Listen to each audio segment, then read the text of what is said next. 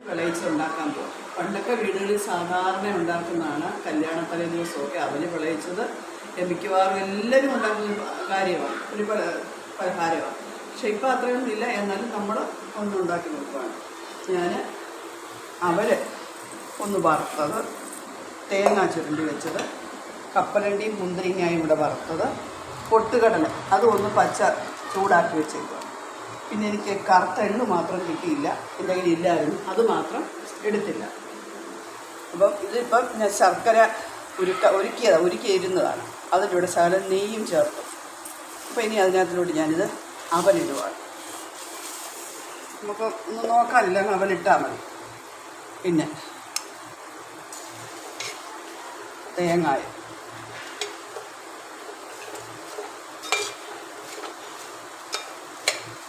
എല്ലാം കൂടെ അങ്ങോട്ട് നല്ലോണം യോജിപ്പിക്കാം.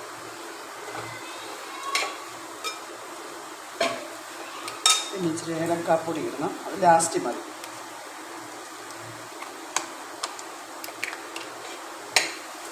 ഒന്ന് ഇളക്കി എടുക്കാം.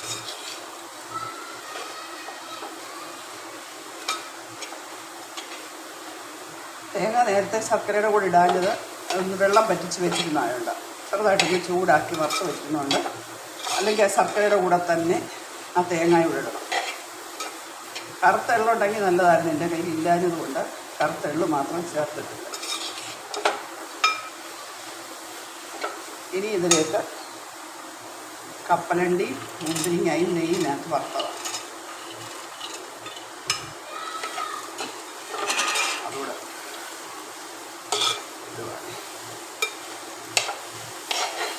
പിന്നെ പൊട്ടുകടല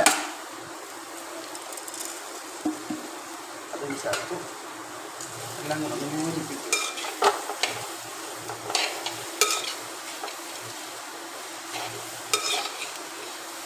ശർക്കരയൊന്നും കൂടി പോയിട്ടില്ല, തണുക്കുമ്പോൾ അതെല്ലാം പാകത്തിനാവും. എല്ലാം പിടിച്ചു വയ്ക്കുമ്പോഴത്തേക്ക് എല്ലാം നമ്മൾ ശർക്കര നൂൽപ്പരുവോ അങ്ങനൊന്നും ആവണ്ട. നമ്മൾ ഉരുക്കി വെച്ചിരുന്ന ശർക്കരയായിരുന്നു, വെള്ളമൊക്കെ പറ്റിയതാണ്. തീയൊക്കെ ഒന്ന് കുറച്ചു. ഏലക്കാപ്പൊടി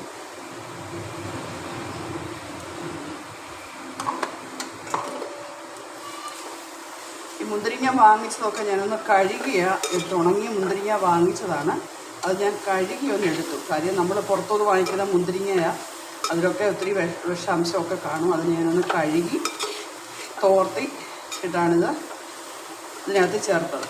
മുന്തിരിങ്ങയൊക്കെ നമുക്ക് വീട്ടിൽ തന്നെ ഉണങ്ങിയെടുക്കാമെന്നുള്ള, അതിന് ഞാനൊരു അടുത്തൊരു വീഡിയോയിൽ പറയാം. എല്ലാം നമുക്ക് വീട്ടിലതൊക്കെ ചെയ്യാവുന്നതൊക്കെ ചെയ്യാമല്ലോ. പച്ചമുന്തിരിങ്ങയും കുരുവില്ലാത്ത മുന്തിരിങ്ങ എല്ലാം നമുക്ക് വീട്ടിൽ ഉണങ്ങി എടുക്കാവുന്നതേ ഉള്ളൂ. അത് ഞാൻ അടുത്തൊരു വീഡിയോയിൽ കാണിക്കാം.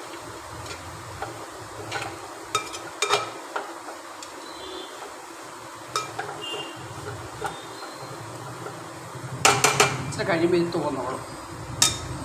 ഓക്കേ, ഇത് ഒരു ലൈക്കൊക്കെ തരണം. ഇഷ്ടപ്പെട്ടാൽ ചേർക്കേണ്ടതൊക്കെ എല്ലാം പറഞ്ഞില്ല. അവരൊന്ന് ചൂടാക്കണം, ചൂടാകുന്ന വറക്കണം. അല്ലെങ്കിൽ പിന്നെ അങ്ങ് തണുത്തതുപോലെ ഇരിക്കുന്ന ഇതൊക്കെ ഈ ശർക്കരയൊക്കെ ചേർക്കുമ്പോഴേ നല്ലതായിട്ടിരിക്കും. എത്ര ദിവസം വേണമെങ്കിലും ഇരുന്നു. എല്ലാം ശരി. ഓക്കെ.